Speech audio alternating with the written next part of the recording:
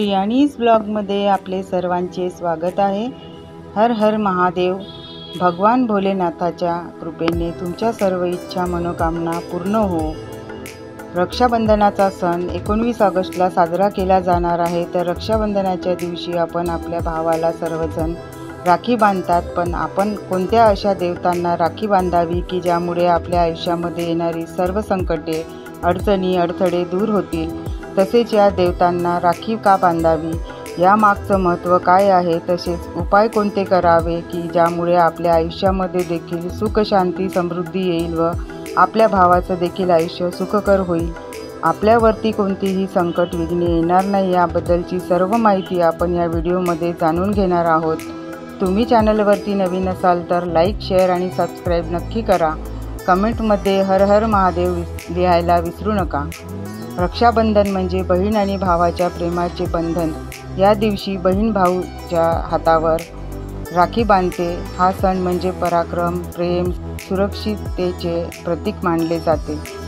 मानवी जीवनातील सर्व नात्यामध्ये भाऊ आणि बहिणीचे प्रेम निस्वार्थी आणि पवित्र असल्याचे मानले जाते।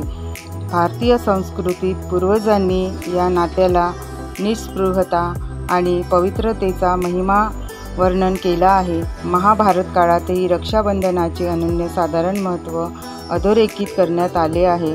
बहीण भावाच्या हातावर राखी बांधून केवळ आपले संरक्षण मागत नाही, तर सर्व महिलांच्या संरक्षणाची मनोकामना ठेवते। तसेच बाह्य शत्रू आणि अंतर्विकारावर आपला भाऊ विजय प्राप्त करो आणि सुरक्षित राहो, ही भावनाही त्यात असते। भाऊ आणि बहीण परस्पर प्रेरक, पोषक आणि पूरक असल्याचा संदेश देणारा भारतीय संस्कृतीत हा सण सर्व ठिकाणी साजरा केला जातो।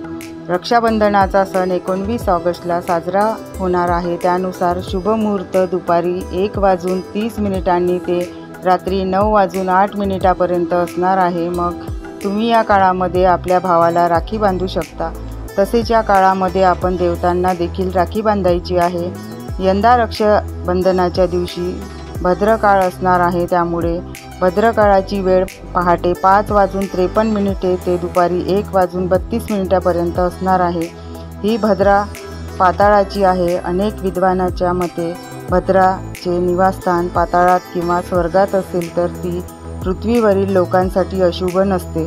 तरीही या दरम्यान भावाच्या मनगटावर राखी बांधणे, बहिणीने भावाच्या मनगटावर राखी बांधणे टाळावे। काही कारणास्तव भद्रा काळात राखी बांधावी लागली तर प्रदोष काळात अमृत, शुभ आणि लाभाची वेळ पाहून राखी बांधता येते। पौराणिक आख्यायिकेनुसार भद्रा काळामध्ये लंकेचा राजा रावणाच्या बहिणीने राखी बांधली होती, त्यामुळे रावणाचा नाश झाला होता।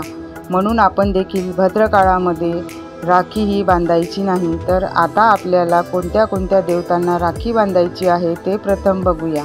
प्रथम आपण रक्षाबंधनासाठी ताट तयार करावा। यामध्ये राखी, निरांजन, अक्षता, कुंकू, मिठाई या सर्व गोष्टी आपण ठेवायच्या आहे। ज्या काही ओवाळणीसाठी साहित्य लागतात ते सर्व आपण एका ताटामध्ये ठेवायचे आहे। आता आपल्याला प्रथम गणपती बाप्पाला राखी ही बांधायची आहे। गणपती प्रथम पूज्य देवता आहे। कोणत्याही प्रकारच्या मांगलिक कार्यापूर्वी त्यांची पूजा केली जाते, म्हणून सर्वात आधी त्यांना राखी बांधली जाते। गणपतीच्या बहिणी अशोकसुंदरी, मनसादेवी आणि ज्योती आहे। मग अगदी मंदिरामध्ये जाऊन देखील तुम्ही गणपती बाप्पाला राखी बांधू शकता। आपल्याला लाल रंगाची राखी ही गणपती बाप्पाला बांधायची आहे। मग राखी बांधताना उजव्या हातावरती बांधायची आहे। शरीराची उजवी बाजू पवित्र असते आणि सकारात्मक ऊर्जा राखण्यासाठी ती महत्त्वाची आहे। म्हणूनच धार्मिक कार्यातील सर्व कामे उजव्या हाताने केली जाते। शरीराच्या उजव्या बाजूला नियंत्रण शक्ती देखील अधिक असते। उजव्या हाताला वर्तमान जीवनातील कर्माचा हात देखील मानला जातो, म्हणून उजव्या हाताने केलेले दान आणि धर्म ईश्वर स्वीकारतो असे म्हणतात। आध्यात्मिकाचं बद्दल सांगायचे झाले तर मनगटावर राखी बांधल्याने ब्रह्मा, विष्णू आणि महेश यांचे देखील आशीर्वाद प्राप्त होतात। त्यामुळे आपल्या भावाच्या उजव्या हातावरती राखी ही बांधायची आहे।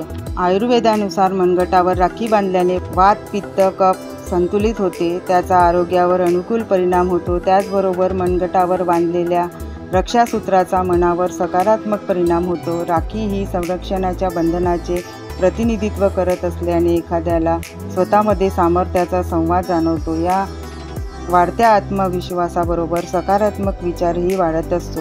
आता आपण गणपती बाप्पाला राखी बांधल्यानंतर तुम्ही ज्या पण गुरूंना मानता त्या गुरूंना आपण राखी बांधायची आहे। मग श्री साईबाबा असतील, श्री स्वामी समर्थ महाराज असतील, दत्त महाराज असतील किंवा भगवान विष्णू असतील, तुम्ही ज्या पण देवतांना मानता त्या देवतांची रोज तुम्ही उपासना करता त्या देवतांना तुम्ही राखी बांधायची आहे। आपण गुरूंना जेव्हा राखी बांधत असतो तेव्हा पिवळ्या रंगाची राखी ही बांधायची आहे। तसेच त्यानंतर आपण भगवान शिवशंकरांना देखील राखी बांधायची आहे। रक्षाबंधन सण श्रावण महिन्यातील शुक्ल पौर्णिमेच्या दिवशी साजरा केला जातो, म्हणून या दिवशी महादेवाला राखी आपण बांधलीच पाहिजे। तसेच लोकप्रिय परंपरेनुसार आसावरी देवी भगवान शिवाची बहीण होती, त्यामुळे आपण भगवान शिवशंकरांना राखी बांधत असताना निळ्या रंगाची राखी आपण बांधायची आहे। त्यानंतर आपण राखी बांधायची आहे ती म्हणजे बाळकृष्णाला, कान्हाला। या शिशुपाल वध करताना कृष्णाच्या हातून रक्त वाहू लागलं होतं, तेव्हा द्रौपदीने आपल्या साडीच्या पदरातून कापड फाडून कृष्णाच्या हातावर बांधलं होतं। या कार्याच्या बदल्यात कृष्णाने द्रौपदीला संकटावेळी रक्षण करण्याचे वचन दिले होते असे देखील म्हटले जाते। तसेच श्रावण महिन्यामध्ये भगवान श्रीकृष्णाची पूजा करण्याची देखील विशेष महत्त्व आहे। मग आपण या दिवसाला भगवान श्रीकृष्णाला हिरव्या रंगाची राखी ही बांधायची आहे। आता प्रत्येकाच्या घरामध्ये बाळकृष्णाची मूर्तीही असतेच, तर आपल्याला बाळकृष्णाला हिरव्या रंगाची राखी ही रक्षाबंधनाच्या दिवशी आवर्जून बांधलीच पाहिजे। तसेच श्रीकृष्णाला आपण नवीन वस्त्र देखील परिधान करायचे आहे। त्यानंतर आपण राखी बांधायची आहे ती म्हणजे हनुमानजींना। हनुमानजी शिवजीचे रुद्र अवतार आहे। जेव्हा देव झोपी जातात तेव्हा शिव देखील काही काळासाठी झोपतात आणि ते रुद्र अवतारात सृष्टीचे संचालन करतात, म्हणून श्रावण महिन्यात हनुमानाची विशेष रूपाने पूजा केली जाते। सर्व संकटापासून वाचवण्यासाठी हनुमानाला राखी बांधल्या जाते। या दिवशी हनुमानाला राखी बांधल्याने मंगलदोष दूर होतो। या दिवशी हनुमानजींना लाल्या रंगाची राखी बांधली पाहिजे। बजरंगबलीला राखी बांधल्यानंतर तुम्ही आपल्या भावाला राखी बांधू शकता। ह्या ज्या काही 5 देवता आहे यांना आपण राखी बांधायची आहे। तसेच आपल्या घरामध्ये अशा काही वस्तू आहेत ज्यांना आपण राखी बांधावी, त्या वस्तू कायम आपण संरक्षण करता। त्यामुळे प्रथम आपलं वाहन आहे, मग 2 व्हीलर असो की 4 व्हीलर असो, तसेच आपण जो काही व्यवसाय करत असतो त्या ठिकाणी आपण एक राखी बांधावी। मग जर शिलाई मशीन असेल, शिलाई मशीनला देखील आपण राखी बांधावी। आपल्या घरामध्ये जे काही पाळीव प्राणी असतील, मग ससा असेल, मांजर असेल, कुत्रा असेल, तर त्याला देखील आपण रक्षाबंधनाच्या दिवशी राखी बांधावी। ज्या पण गोष्टी आपण आपलं संरक्षण करतात त्यांना आपण रक्षाबंधनाच्या दिवशी राखी ही बांधायची आहे। तसेच आपण ह्या ज्या काही देवता आहे त्या देवतांना आपण प्रथम राखी बांधावी। देवतांना राखी बांधून झाल्यानंतर तुमची जी काही इच्छा असेल, मनोकामना असेल ती तुम्ही देवतांपुढे व्यक्त करू शकता। तसेच आपल्या कुटुंबावरती कोणतेही संकट येऊ नये यासाठी देखील देवतांकडे आपण प्रार्थना करायची आहे। यामुळे आपलं सदैव संरक्षण होत असतं। आणि या सर्व देवतांना राखी बांधून झाल्यानंतर आपण आपल्या भावाला राखी बांधायची आहे। तसेच आपण राखी बांधताना एक चूक करायची नाही, ती म्हणजे आपण काळ्या रंगाची राखी ही चुकूनही बांधायची नाही। कोणत्याही देवतेला काळ्या रंगाची राखी ही बांधायची नाही।